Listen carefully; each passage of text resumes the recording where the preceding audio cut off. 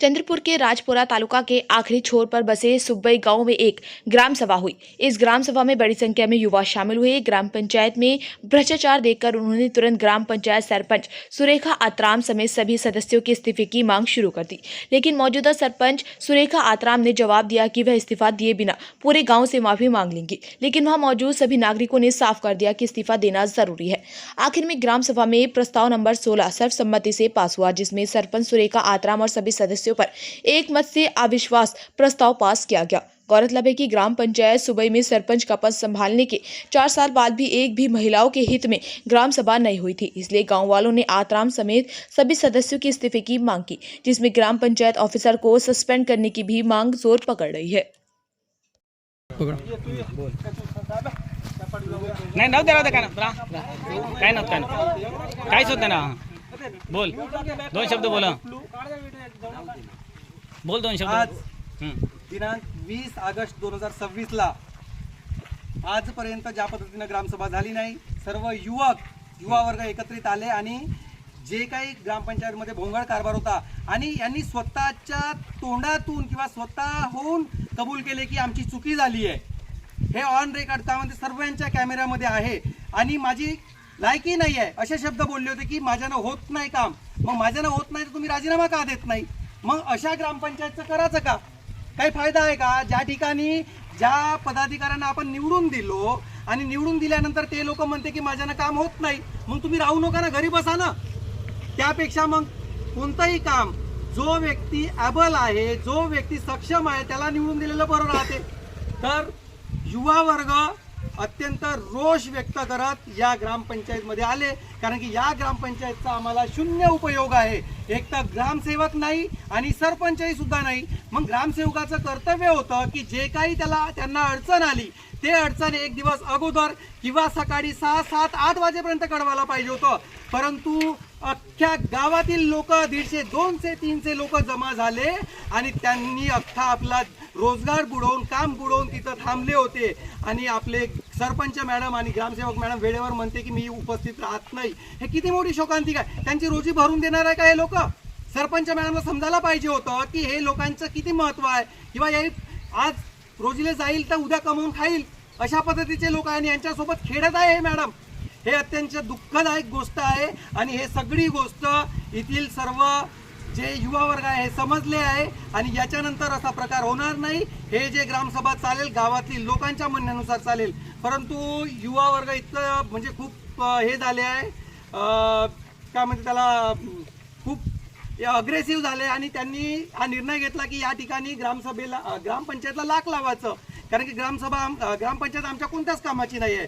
परंतु परत मी एकदा विनंती करत आहो की जर ग्रामपंचायतला जर तुम्ही लाख लावत असाल तर असे 4-5 जण ठरवा की मी स्वतः माझ्या अंगावर घेत आहो आणि मी स्वतः ठरवत आहो की याच्यानंतर समोर कोणत्याही गोष्टीसाठी बोलायसाठी मी तयार आहे आणि माझ्यावर असा अन्याय झालाय मी म्हणून लावत आहो.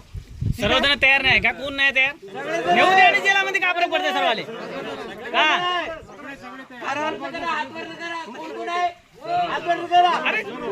महात्मा गांधीजी जेलात गेले होते.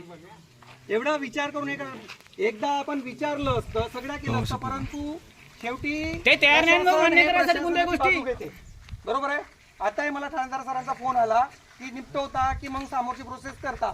तर मी म्हणलं की लोक जे बोलतील किंवा तुम्ही जे बोलाल त्याच्यानुसार ते करणार आहे. बरोबर आहे.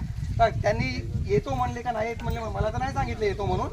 मग आता समोरचा निर्णय काय घ्यायचा तुम्ही ठरवा, कारण की माझं तरी मत आहे की तुम्ही लाख लावण्यापेक्षा, बरोबर आहे, तुमच्यामध्ये ताकद नाही का? तुमच्या सगळ्यावर अन्याय झाला आहे. तुम्ही आज उपस्थित झाले, उद्या उपस्थित होणार नाही का?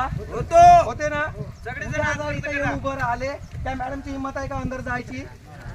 जर उद्या आपल्याला सगळ्याला ढकलून जर मॅडम अंदर जात असेल तर तुम्ही त्याच्यानंतर सिद्ध पोलीस स्टेशनला जायचं.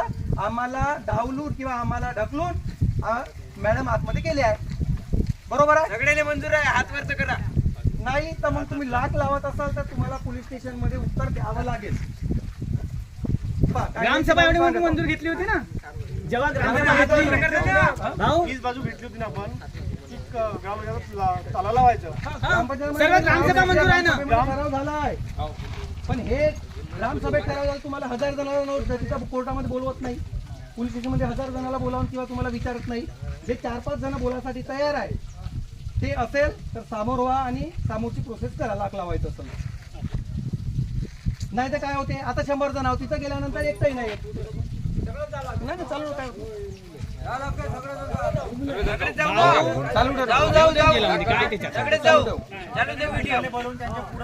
आपण चोरी केली का? तुम्ही कोणी चोरी केली का? कोणी पैसे खाले का? मग तुम्हाला भीती कायची आहे?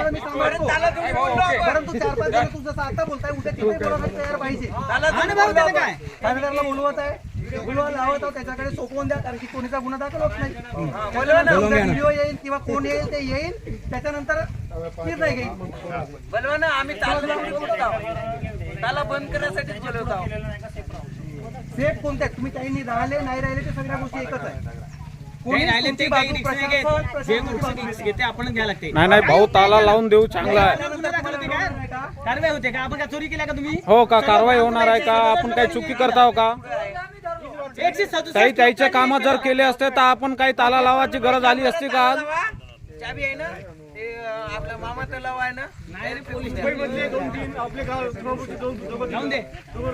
दे भाऊ. थोडा विचार नको करू. ठीक आहे, कारण आम्हाला वेळ होत आहे. काय निर्णय घ्यायचा ते घ्या.